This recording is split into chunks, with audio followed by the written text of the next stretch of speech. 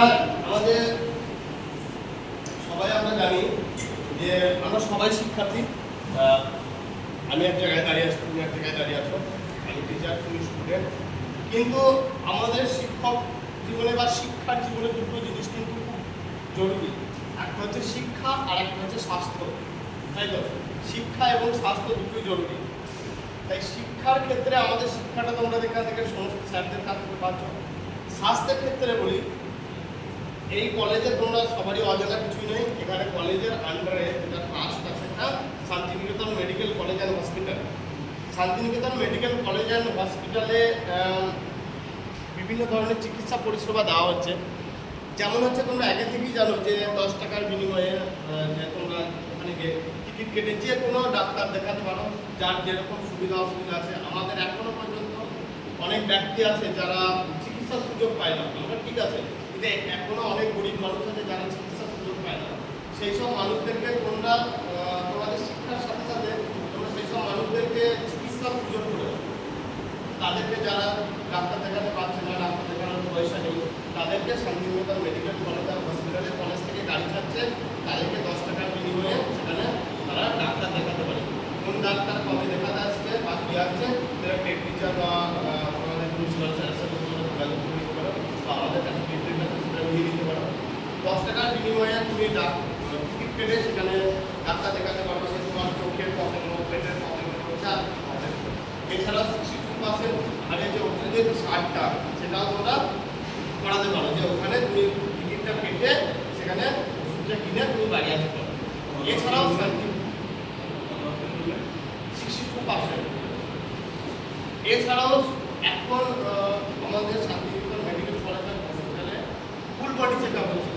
স্টুডেন্টের ক্ষেত্রে 420 টাকা বিনিময়ে ফুল বডি চেক আপ হবে। 420 টাকাটার মধ্যে শুধু 200 টাকা তোমাদের গাড়ি ভাড়া লাগবে, আর বাকি যে 220 টাকাটা থাকছে সেটা তোমার ফুল বডি চেক আপের ক্ষেত্রে ওখানে দিতে হবে।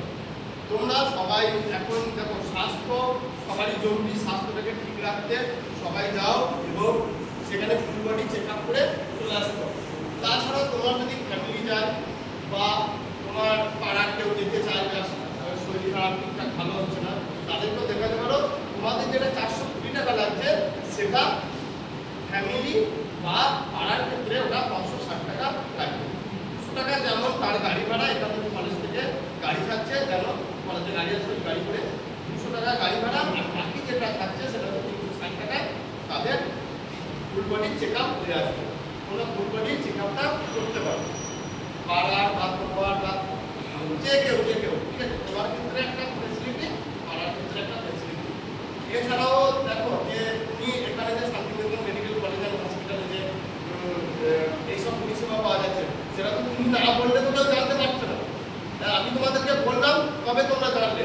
তোমরা গিয়ে তুমি পাড়ার বা কাউকে তুমি সেখানে একটা ক্যাম্প করতে পারো, বা সেখানে যে পাড়ার 5 জনকে দাঁড় করালে বা কোনো ফিল্ডে গেলে, সেখানে এখানে আমরা ছেলেরা সবাই খেলতে যাই, সেখানে সকালবেলা ছুটতে গেলাম, সবাই মিলে একটা বললাম, ঠিক আছে? সেখানে একটা গ্রুপে আমরা যদি ছবি তুলে নিলে, সেখানে যে তোমাদের ট্রেড টিচার আছে তুমি পাঠিয়ে দিলে যে স্যার আমি এইভাবে ক্যাম্পটা করেছি, ঠিক আছে?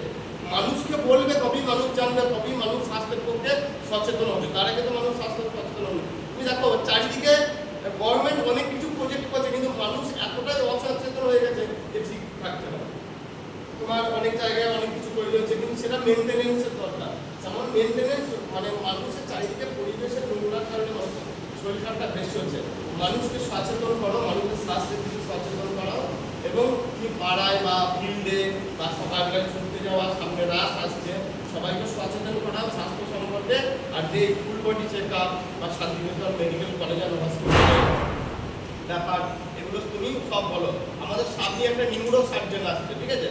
ঠিক আছে, নিউরো সার্জন যদি কেউ দেখাতে চায়, কারো প্রবলেম থাকলে, নিউরো রিলেটেড কারো যদি প্রবলেম থাকে, তাহলে তুমি কলেজে যোগাযোগ করো। হয়তো বহুদিন দেখাচ্ছে, ভালো হচ্ছে না, তুমি অনেক কিছু আসছেন, মুম্বাই থেকে আসছেন, ঠিক আছে? সেখানে তোমরা সেই স্যারকে দেখিয়ে তার রেকমেন্ডেশন তুমি যা বলবেন সেই ওয়াইজ সেই রেকমেন্ডেশনে তোমরা চলতে পারো, বা সেই মানুষ বা তোমার আত্মীয়, তোমার ফ্যামিলি, তোমার পাড়া, সেটা করতে পারো, ঠিক আছে? এটা তোমার স্বাস্থ্য ক্ষেত্রে আমি বলছি। সবাই এই জিনিসগুলো একটুখানি লক্ষ্য রাখো মানুষকে স্বাস্থ্য সচেতন করা।